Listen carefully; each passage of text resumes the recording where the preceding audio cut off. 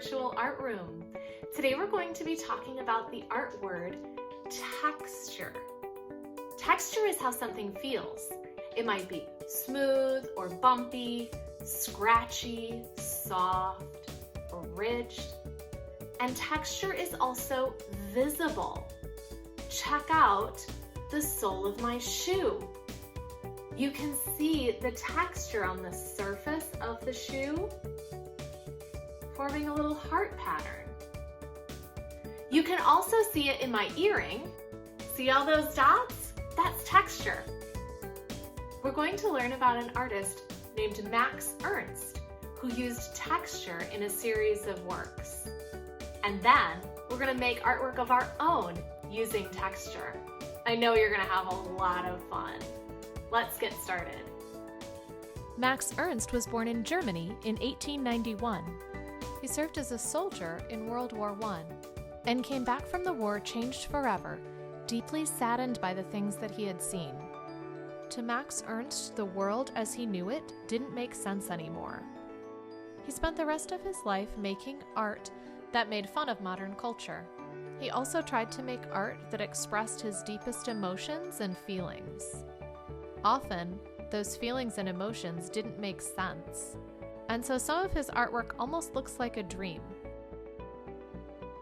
One of the techniques that Max Ernst used to try to explore his feelings and develop his creativity is called frottage. It means to rub in French. A piece of paper is placed over a textured surface and then rubbed with crayon or chalk or another coloring utensil.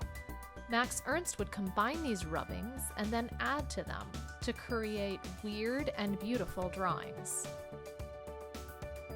Inspired by the artwork of Max Ernst, we're going to make our own artwork using frottage or rubbing.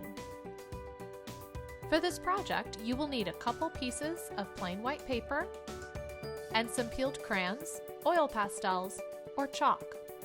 You'll also need some objects with texture to do your rubbings.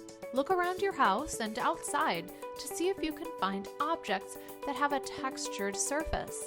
Here are some examples of things that I've used: a strainer, a leaf, the clean bottom of a shoe, the inside of a piece of cardboard, a yoga mat, the decorative part on my fireplace, the bottom of a chair, the decoration on a teapot. I'll bet you can find a ton of different things that have interesting textures.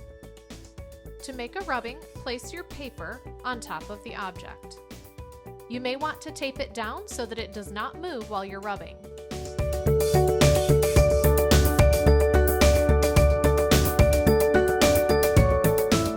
With your chalk or crayon, using the long, flat edge, gently rub over the surface of your object.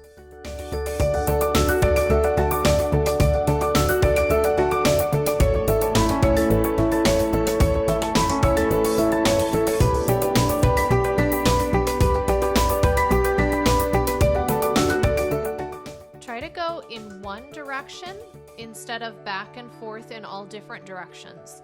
It will make for a better rubbing. Can you see the texture of my leaf through my rubbing? A surface like a strainer may be more difficult. Tape your paper so that it doesn't move.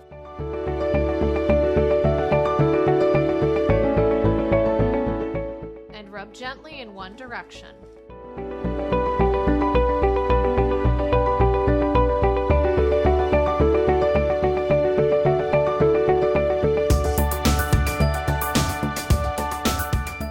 Notice how different the texture created by my strainer is from the texture created by my leaf. You can make small single rubbings of individual objects, or you could do multiple objects on the same page using similar and different colors. Look at all the beautiful textures and colors that I included in my work of art. I used leaves, cardboard, a strainer, the soles of 2 different shoes, and some other various textures. I wonder what lovely textures you can find and combine into an interesting work of art. I hope you had fun making art with me today, friends. I can't wait to see your work. Till next week.